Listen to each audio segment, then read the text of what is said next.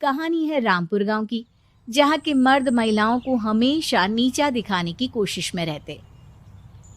अरे अभी तक खाना नहीं आया, क्या मुझे एक और शादी करने की जरूरत है? नहीं जी नहीं, ऐसा मत करना, वरना मैं कहाँ जाऊंगी। खाना लेकर मैं अभी आई जी। गांव की पंचायत में भी फैसले हमेशा औरतों के खिलाफ ही रहते। मैं जो फैसला सुनाता हूँ वो भगवान की आज्ञा होती है। इस लड़के ने अपने मन से शादी करके अच्छा नहीं किया। लड़के को घर भेज दो और इसकी शादी इसकी जाति की किसी लड़के से करवा दो, लेकिन ये लड़की, इसे तो गांव के बाहर निकाल दो। नहीं नहीं जमींदार साहब, ये क्या बोल रहे हैं? ऐसा नहीं हो सकता। मेरी बेटी मासूम है, इसे अच्छे बुरे की समझ नहीं है। अरे कहाँ जाएगी ये बेचारी? कहाँ जाएगी? इतनी चिंता है तो पूरे परिवार का गांव निकाला कर देते हैं। बेचारे पूरे बसे बसाए परिवार को गांव छोड़ना पड़ता है। चाहे जो हो, अगर बेटियों को कंट्रोल नहीं कर सकते तो गांव में रहने का कोई मतलब नहीं है। यहाँ औरतों को दब कर रहना होगा। कोई भी अपने हिसाब से कुछ नहीं कर सकता, सब ईश्वर की मर्जी से ही होगा। तभी गांव का एक आदमी दौड़ा दौड़ा आता है। सरपंच साहब, जमींदार साहब, वो कालिया है ना, उसकी बेटी पढ़ने के लिए शहर जा रही है। अच्छा, ये कब हो गया? और कालिया की हिम्मत कैसे हो गई ऐसा करने की? लेकर आओ उसे और उसकी बेटी को। बस फिर क्या था, हाजिर हो जाते हैं कालिया और उसकी बेटी सरपंच के सामने। और कालिया, ये क्या सुनने में आ रहा है? बेटी को इंजीनियर बना रहा है तू? और ये बता, गांव में तो स्कूल नहीं है, फिर कहां से इतनी क्लास पास कर गई तेरी बेटी? राधा, जो कि कालिया की बेटी है, उसे लगता है कि सरपंच उसकी तारीफ कर रहे हैं। सरपंच जी, मैंने ऑनलाइन पढ़ाई की है, डिस्टेंस लर्निंग से। सभी में मैंने अच्छे नंबर पाए हैं, जिसे देखते हुए शहर की इंजीनियरिंग कॉलेज में मुझे स्कॉलरशिप मिली है। वाह जी वाह, क्या होती है ये? पहले तो ये बताओ, फिर आगे की बात करते हैं। पूरा गांव राधा की बात सुन रहा था और राधा बोलती जा रही थी। तो ऐसे मैं फ्री में एक अच्छी शिक्षा लेकर गांव में जो कुछ परेशानियां हैं, जैसे बिजली, पानी और इंटरनेट जैसी समस्याओं के लिए काम करूंगी। मैं गांव को शहर से जोड़ने के लिए पुल का निर्माण करवाने का प्रस्ताव रखूंगी। मुझे पूरी उम्मीद है कि जल्द ही हमारा गांव भी तरक्की की राह पर चल पड़ेगा। राधा की बात सुनकर सारे गांव वाले ताली बजाने लगते हैं। सरपंच को समझ नहीं आता कि वो क्या करे। चुप रह नादान लड़की, गांव के खिलाफ जाने के लिए तुझे गांव से बेदखल कर दिया जाएगा, वो भी पूरे परिवार के साथ। और हाँ, अगर ठीक से गांव में रहना चाहती है तो ये पढ़ाई लिखाई छोड़ दे। हम तेरे लिए गांव का कोई होनहार लड़का देखेंगे। तभी गांव का एक आदमी बोल पड़ता है। अरे नहीं नहीं सरपंच जी, राधा बिटिया जो बता रही है, अगर वैसा हो जाए तो हम लोगों को पैसा कमाने के लिए बाहर नहीं जाना पड़ेगा। हाँ जी, और ना ही कोसों दूर पानी के लिए भटकना पड़ेगा। हमारे बच्चे भी अच्छी पढ़ाई कर सकेंगे और आगे बढ़ेंगे, ना कि हमारी तरह खेती करते बैठेंगे। क्यों गांव वालों, राधा बिटिया का साथ देना चाहिए ना। सरपंच देखता है कि गांव राधा के साथ है तो वो चुप हो जाता है। वो घर आकर अपने सलाहकार से बात करता है, जो बहुत ही चालाक किस्म का इंसान होता है। अरे सरपंच साहब, आपको बहुत ही होशियारी से काम लेना पड़ेगा। एक बार गांव तरक्की कर गया, यहाँ के बालक पढ़ लिए तो कोई ना पूछेगा आपको। और फिर ये जो बेटा और बेटी है ना आपके, इनको भी आम लोगों की तरह ही जीवन जीना होगा। हाँ, लेकिन करे तो क्या करे? वो ना आप मुझ पर छोड़ दीजिए, बस मैं जैसा बोलूं करते जाइए।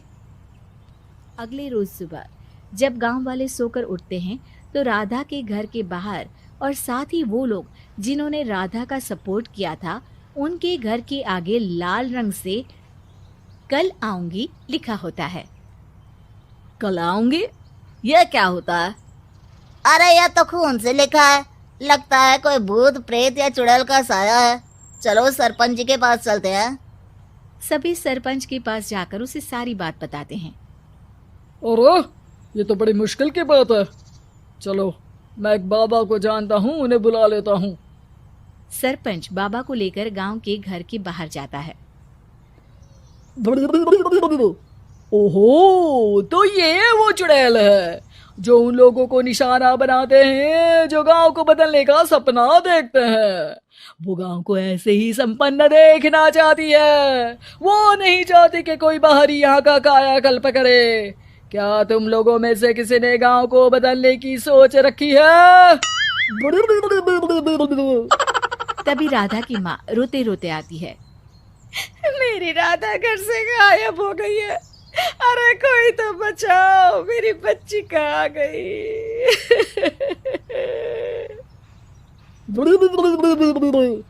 ले गई वो चुड़ैल, तेरी बच्ची को ले गई।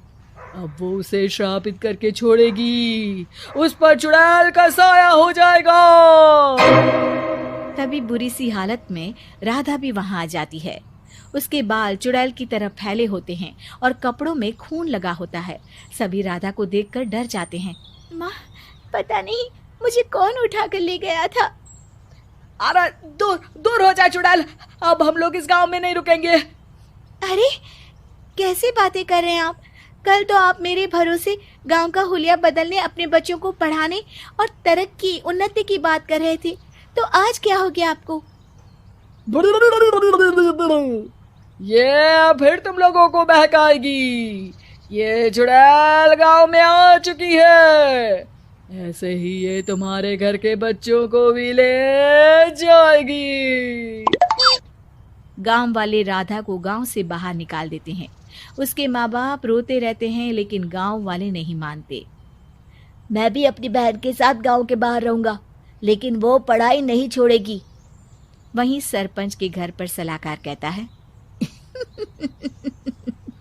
देखा, सांप भी मर गया और लाठी भी नहीं टूटी। लेकिन अगले ही दिन सरपंच के घर के बाहर भी वही शब्द लिखे होते हैं और फिर सरपंच की बीवी कहती है, हमारी बेटी को किसी ने अगवा कर लिया है। तभी राधा का भाई वहां आ जाता है। अरे गांव वालों, मैंने सरपंच जी की बेटी को देखा था। वो चुड़ैल उसे उठाकर ले जा रही थी। अरे क्या मजाक कर रहे हो? नहीं नहीं सरपंच जी, आप नहीं जानते। वो चुड़ैल अब आपकी बेटी में आ जाएगी, जैसे राधा के अंदर आ गई थी। तभी सरपंच की बेटी वैसी ही हालत में वहां आती है जैसे राधा आई थी। पापा, पता नहीं कैसे मैं गायब हो गई थी। चुड़ैल, इसके अंदर भी चुड़ैल का साया है, मारो इसे। अरे नहीं नहीं, इसे भी राधा के पास गांव के बाहर ही भेज दो। अरे चुप रहो, मेरी बेटी कहीं नहीं जाएगी और चुड़ैल वुड़ैल कुछ नहीं होता है। अरे कैसे बात कर रहे हो सरपंच जी? आप तो बोल रहे थे कि आपका फैसला भगवान का ज्ञान होता है, तो अपने पर बात आई तो अब आप ऐसे बोल रहे हैं। अरे ना ना ना, आपको अपनी बेटी को त्यागना ही होगा। अरे बुलाओ बाबा को। राधा का भाई बाबा को ले आता है, जिसे अब गांव वालों के डर के कारण सच बोलना पड़ता है। मैं कोई बाबा नहीं हूँ, मैं तो मोची था। ये सलाहकार महोदय ने मुझे कहा था एक्टिंग करने को। अब वो मुझे पैसे देने वाले हैं। अब मुझे माफ कर दो। गलती हो गई, मुझे माफ कर दो। तभी वहां राधा आ जाती है। देखा सरपंच जी, जब गांव के बच्चे साक्षर होंगे तो आप जैसे लोगों की चालाकी नहीं चलेगी।